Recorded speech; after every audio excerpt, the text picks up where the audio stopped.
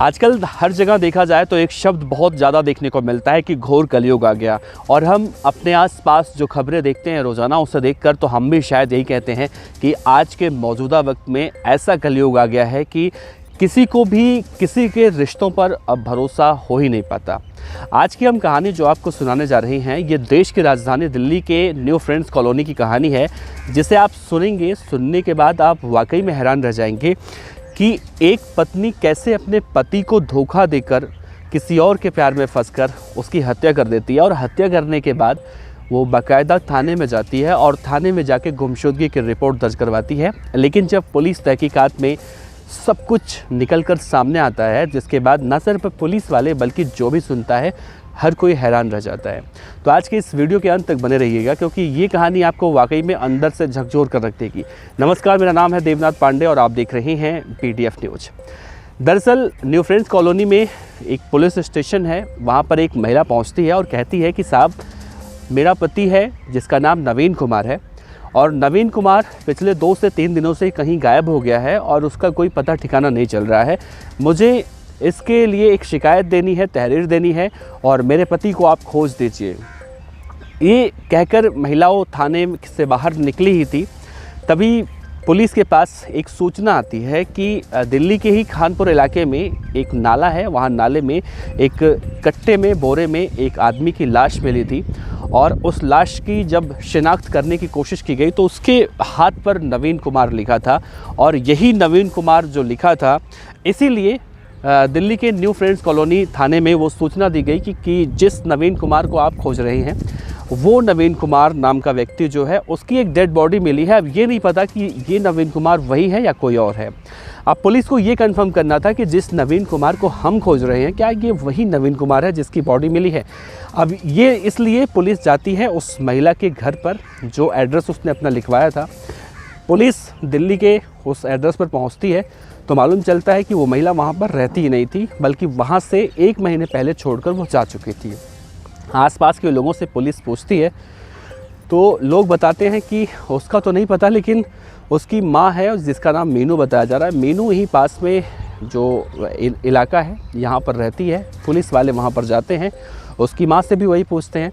फिर उसकी माँ बताती है कि हाँ, पास में ही एक कमरा है, वहाँ पर वो रहती है। फिर फाइनली पुलिस उस महिला तक पहुँचती है और कहती है कि आपने जो तहरीर लिखा है उसके हिसाब से एक व्यक्ति की लाश हमें मिली है। अगर आप चलकर पहचान कर लें कि आपके पति हैं कि नहीं हैं, तो हम आगे की अपनी कार्रवाई कर सकें। वो महिला पुलिस वालों के साथ जाने से इनकार कर देती है। लेकिन जब पुलिस कहती है कि अगर आप नहीं जाएंगी तो हमें ये कैसे मालूम चलेगा कि ये वही नवीन कुमार है या आपके पति ज़िंदा है या फिर नहीं ज़िंदा है। बहुत देर समझाने के बाद वो महिला पुलिस वालों के साथ जाने को तैयार होती है, और जैसे ही मोर्चरी में पहुँचती है, देखती है कि जो डेड बॉडी थी वो उसी के पति की थी। अब आम तौर पर देखिए, किसी भी महिला का पति अगर मर जाता है या उसकी हत्या हो जाती है, या आपके कोई भी रिश्तेदार ऐसे हैं जिनके बारे में हम ऐसी सूचना सुनते हैं, तो सबसे पहले हमें धक्का लगता है या फिर आंखों से आंसू निकलता है, दुख होता है। लेकिन उस महिला ने जब अपने पति के डेड बॉडी को देखा तो उसे ना तो बुरा लगा, ना ही उसकी आंखों में आंसू आए, और ना ही उसने कुछ और कहा। पुलिस वालों से उसने बस इतना कहा कि हाँ, ये मेरा पति है, यही मेरे पति की डेड बॉडी है। इतना कहकर वो चुप हो गई। अब पुलिस वालों ने जब ये सब कुछ देखा कि उसे बिल्कुल बुरा नहीं लग रहा है, तो पुलिस वालों का माथा ठनका और उन्होंने सोचा कि हो सकता है कि इसके पीछे ये वजह हो सकती है कि इसकी पत्नी भी इसकी हत्या में शामिल हो। खैर, पुलिस के पास तो कोई सबूत था नहीं, तो उस महिला को पुलिस ने जाने दिया और बाद में उसका CDR निकलवाया। CDR निकलवाने के बाद जब पुलिस ने गहनता से उसे देखा तो उसमें एक नंबर पर उस महिला की बार बार बातचीत हो रही थी। पुलिस वालों ने जब उस नंबर की डिटेल निकाली तो एक 21 साल के जमालुद्दीन का नंबर निकला। जमालुद्दीन बिहार का रहने वाला था और उस महिला से उसका एक्स्ट्रा मैरिटल अफेयर था। बाद में पुलिस वालों ने उस महिला को उठाया, थाने बुलाया, और जब उससे कड़ाई से पूछताछ की गई तो सारा पुलिस के सामने उसने एक एक बातें खोल कर रख दिया। उस महिला ने कहा कि देखिए, बात है साल 2016 की, जब मैं एक फैक्ट्री में काम करती थी। मेरे पिता शराब के आदी थे, शराब पीते थे, काम धाम नहीं करते थे, तो इस वजह से घर की माली हालत बहुत ज़्यादा ख़राब हो गई थी। तो मैंने एक फैक्ट्री में नौकरी ज्वाइन की, और जहाँ मैं काम करती थी जिस कंपनी में, वहाँ मेरी मुलाकात नवीन से हुई। नवीन से पहले बातचीत हुई, दोस्ती हुई, फिर प्यार हुआ, फिर उन दोनों ने शादी करने का फ़ैसला किया। हालांकि शादी के फ़ैसले के ख़िलाफ़ घर वाले थे, लेकिन शादी हमने कर लिया और कमरा लेकर हम रहने लगे। सब कुछ अच्छा चल रहा था जीवन में, 2 साल तक सब कुछ अच्छा रहा, एक बच्ची भी हुई उनको। लेकिन 2 साल के बाद जब हिंदुस्तान समेत पूरे दुनिया में कहा जाए कोरोना की एंट्री हुई, तो सबके काम धंधे सब छूट गए। तो नवीन के भी काम धंधे छूट गए थे और इस वजह से वो घर पर बैठ गया। लेकिन घर पर बैठने के बाद उसने दारू पीना शुरू कर दिया, और एक तो पैसा नहीं है, काम नहीं है, ऊपर से दारू पीना। तो आए दिन दोनों के बीच में लड़ाई झगड़े होते रहे, और जिसके बाद नवीन बहुत बुरी तरह से अपनी पत्नी को मारने लगा।